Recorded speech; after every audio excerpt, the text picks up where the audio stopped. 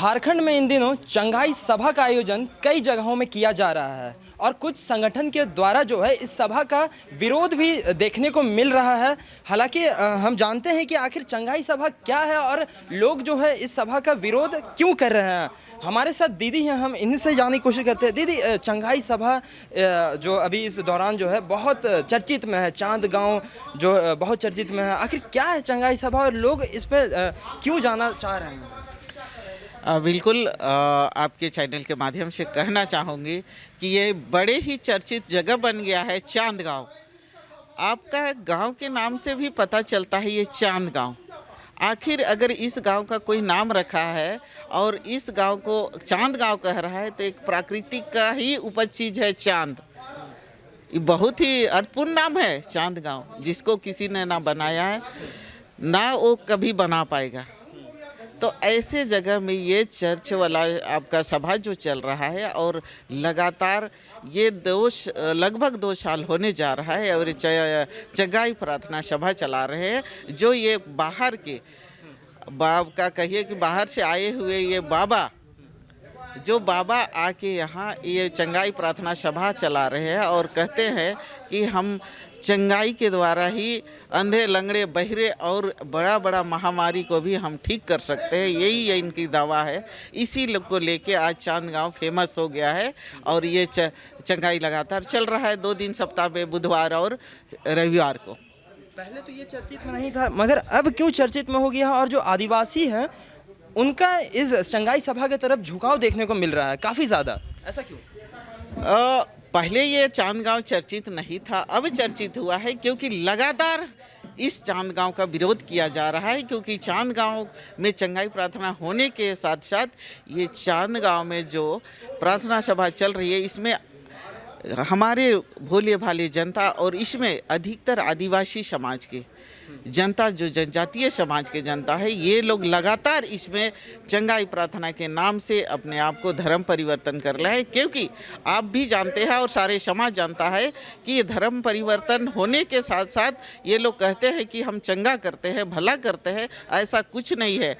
अब सरकार को भी ये पता है कि डाइन प्रथा को तो बड़े एकदम मुद्दत से कह दिया कि ये अंधविश्वास है। तो चंगाई प्रार्थना क्या है? ये भी तो अंधविश्वास है। अगर इतनी विश्वास है तो सारे हॉस्पिटल को बंद कर दे सरकार और हर एक कोना में, हर एक वार्ड में, एक कोना में भगत को बैठा दे, एक कोना में मलवी को बैठा दे, एक कोना में ये ऐसे बाबा को बैठा दे और इसी के माध्यम से जनता की स्वच्छता, हेल्थ सब ये और चंगा होते रहेंगे, भला होते रहेंगे। क्यों हॉस्पिटल की ज़रूरत है? अभी आपने देख रहा है कि रिम्स 2 की बात हो रही है और इस पर लगातार विरोध हुआ है नगरी में। तो अब रिम्स 2 बनाने की सरकार की क्या आवश्यकता है करोड़ रुपया खर्चा करने की? ऐसे ही हर एक लाइन बैठा दे भगत मोती को और ऐसे बाबा लोग को जो चंगाई करके ठीक कर देंगे। और जो हमारे जनता जो डॉक्टर बनाने के लिए इतना पैसा खर्चा कर रहे हैं, करोड़ रुपया खर्चा करके पढ़ाते हैं अपने बेटा बेटियों को, ये खर्चा भी कम हो जाएगा।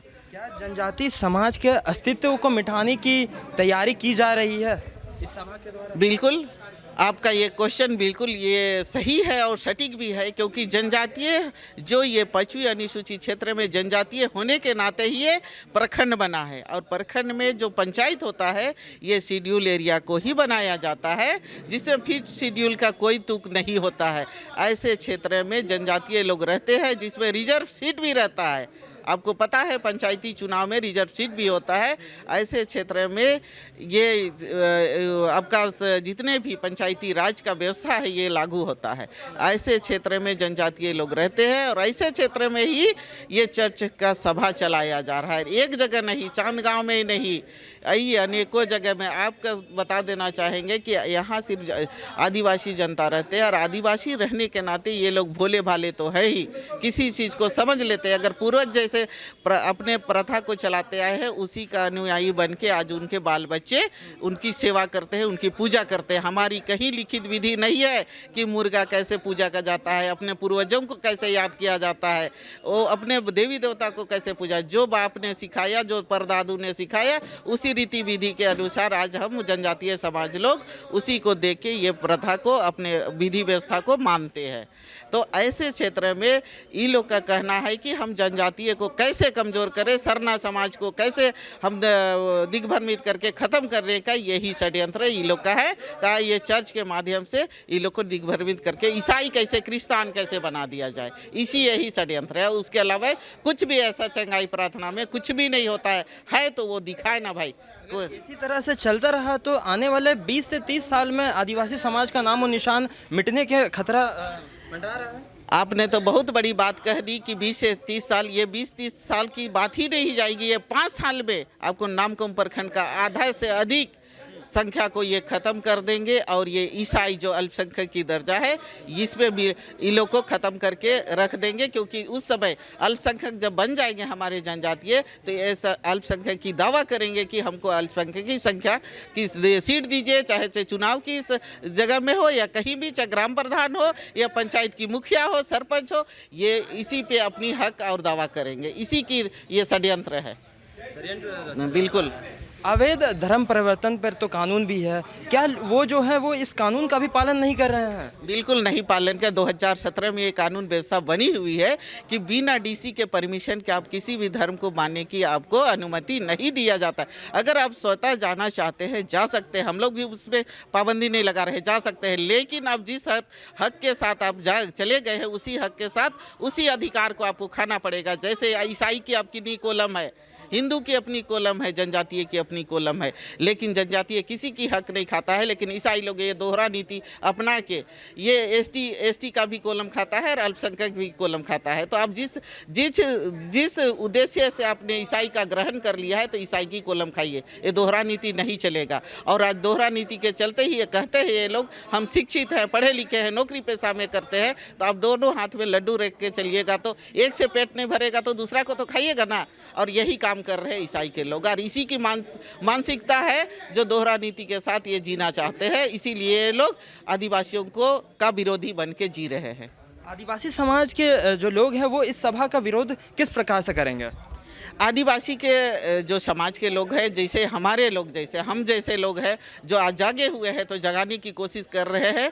जगह जगह पे हम लोग इसका प्रचार प्रसार कर ही रहे हैं। और ऐसे जो चांद गांव जैसे लोगों का हम लोग इसीलिए विरोध का ये समय और जगह रखे हैं 23 नवंबर का।